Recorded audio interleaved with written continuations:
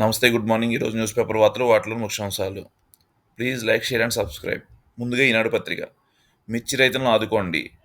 MIS కింద 20% మించి సరుకు కొనాలి. వాస్తవ లెక్కల ఆధారంగా గిట్టుబాటు ధర నిర్ణయించాలి. ఎగుమతులను ప్రోత్సహించాలి.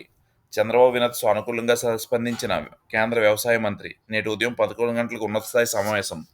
జల్ జీవన్ మిషన్కు మరో 54,000 కోట్లు ఇవ్వండి. కేంద్ర జలశక్తి మంత్రికి వినతి.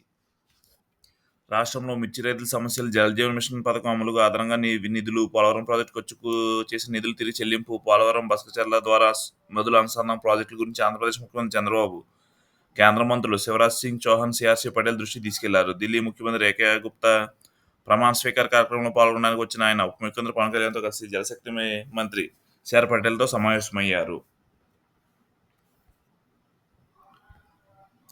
ఫైబర్ నెట్ ఎండీ దినేష్ కుమార్ది రాజద్రోహమే, ఆయన దారిలోనే మరికొందరు అధికారులు. గత యజమానిని కాపాడే ప్రయత్నమే. సంస్థ చైర్మన్ జీవీ రెడ్డి సంచలన వ్యాఖ్యలు. ఏపీ ఫైబర్ నెట్ సంస్థ ఎండీ దినేష్ కుమార్ కొందరు అధికారులు రాజద్రోహానికి పాల్పడుతున్నారని సంస్థ చైర్మన్ జీవీ రెడ్డి తీవ్ర ఆరోపణలు చేశారు.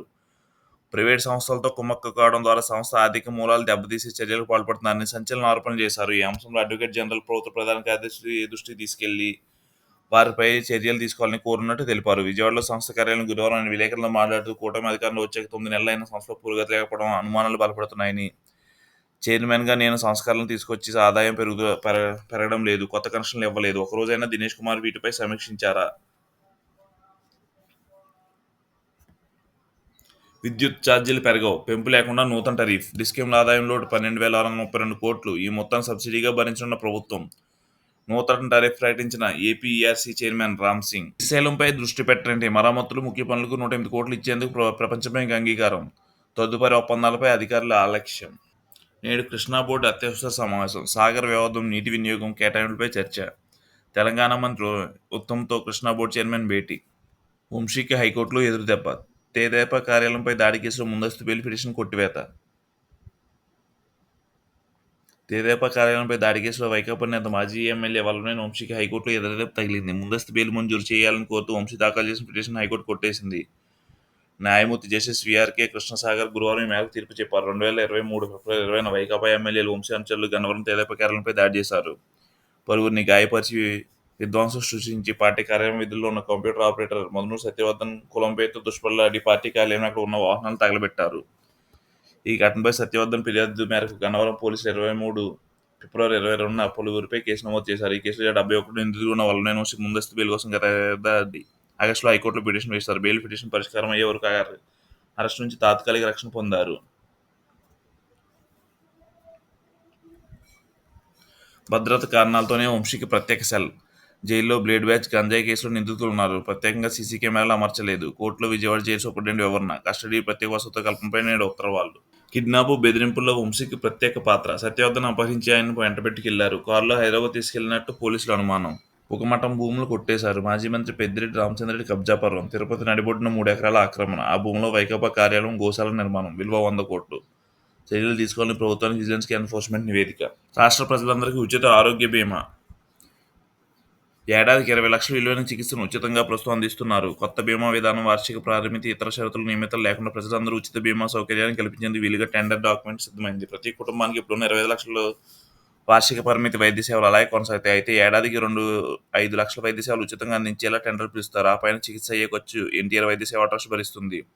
దీన్ని హైబ్రిడ్ విధానంగా పేర్కొంటారు. ప్రస్తుతం ఏడాదికి 2.5 లక్షల లోపు చికిత్సలు పొందే వారి సంఖ్య రాష్ట్రంలో 97% వరకు ఉంది.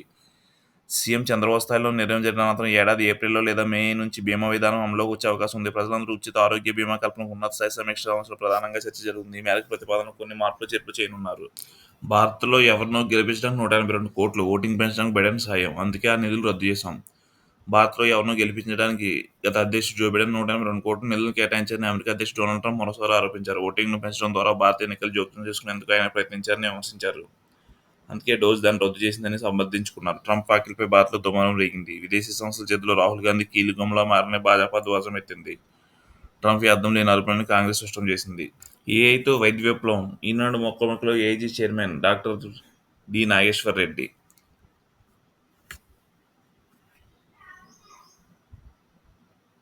వెలిగొండ పూర్తి కాకుండానే జాతికి అంకితం చేసిన జగన్ ఇప్పుడేమో అడ్డుగోలుగా విమర్శలు. ప్రాజెక్టు పూర్తి ఇంకా 400 కోట్లు కావాలి. మంత్రి నిమ్మల రామానాయుడు మండిపాటు. ఆ ముగ్గురిపై తప్పుడు కేసులే. వివేక్ కుమార్తె సునీత అల్లుడు రాజశేఖర రెడ్డి ప్రకారంగా బనాయింపు. సీఐ ఎస్పీ రామసింగ్పై నమోదు. పులివెందుల మేజిస్ట్రేట్కు పోలీసుల నివేదిక. జగన్కు ఉద్దేశపూర్వకంగా భద్రత తొలగింపు. గవర్నర్కు వైకాపా నేతల ఫిర్యాదు. షర్మిల ఖాళీగా కూర్చున్నారు. ఆమెకేం సమాధానం చెప్తాం? బొత్స. ఆర్థిక శాఖ మోకాలడ్డు. నిధుల సద్వినియోగంపై సీఎం మాట వినరా? గిరిజన ప్రాంతాల అభివృద్ధి 2 నెలల క్రితం 98 కోట్లు విడుదల చేసిన కేంద్రం. ఇప్పటికే ఆ శాఖ జమ చేయని ఆర్థిక శాఖ. మార్చి నెలాఖరుకు యూసీలకు సమర్పించకపోతే నిధులు కోల్పోయినట్టే. రైతన్నపై ఫోకస్. మిర్చి రేటుపై ఢిల్లీలో కదిలించిన బాబు నేడు హస్తంలో కీలక భేటీ. ధర స్థిరీకరణ, ఎగుమతి సమస్యలపై కీలక నిర్ణయాలు వెలువడే అవకాశం. ఢిల్లీ సీఎం ప్రమాణ స్వీకారానికి వచ్చి అన్నదాతల సమస్యపై సీఎం ప్రత్యేక దృష్టి. వ్యవసాయ మంత్రి చౌహాన్తో వర్చువల్ భేటీ. సహకారానికి సిద్ధమేనన్న మోదీ సర్కార్. జలజీవన్, పోలవరంపై పార్టీలతో చర్యలు. గత సీఎంలు భిన్నంగా బాబు పర్యటనలు. ఏపీకి కోసం తరచూ కేంద్ర మంత్రుల వద్దకు. గుట్టుగా సొంత పనులపై నాడు జగన్. ధరల పతనంతో కేంద్ర మంత్రితో మాట్లాడా. మిర్చి రైతులను ఆదుకుంటాం చంద్రబాబు. విదేశాల్లో డిమాండ్ తగ్గడం వల్లే మిర్చి ధర పతనమైందని వెల్లడి. ఆ నిషేధం చెల్లదు ఇంకా. 22A నుంచి ప్రైవేట్ భూములు విముక్తి. మొత్తం సర్వే నెంబర్లు నిషేధ జాబితాలో వద్దు. ప్రైవేట్ భూములు సర్వే సబ్ డివిజన్ చేయాలి. ఆన్లైన్ విన్నపాలపై కలెక్టర్ కమిటీల పరిశీలన. రెవెన్యూ స్పెషల్ సిఎస్ సిసోడియా మార్గదర్శకాలు.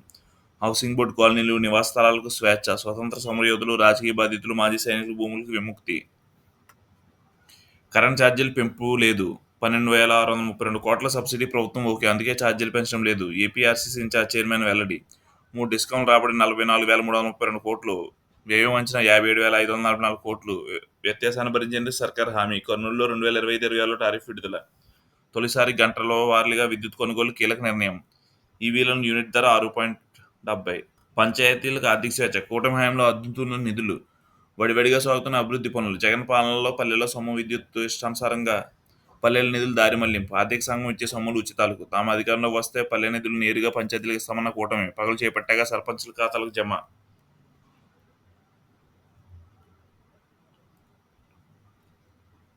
కొలువుతీరిన బీజేపీ ప్రభుత్వం. ఢిల్లీ ముఖ్యమంత్రిగా రేఖా గుప్తా, మంత్రులుగా 6 ప్రమాణం. ఢిల్లీ కేబినెట్ భేటీలో కీలక నిర్ణయాలు. ఢిల్లీలో ఆయుష్మాన్ భారత్ అమలు.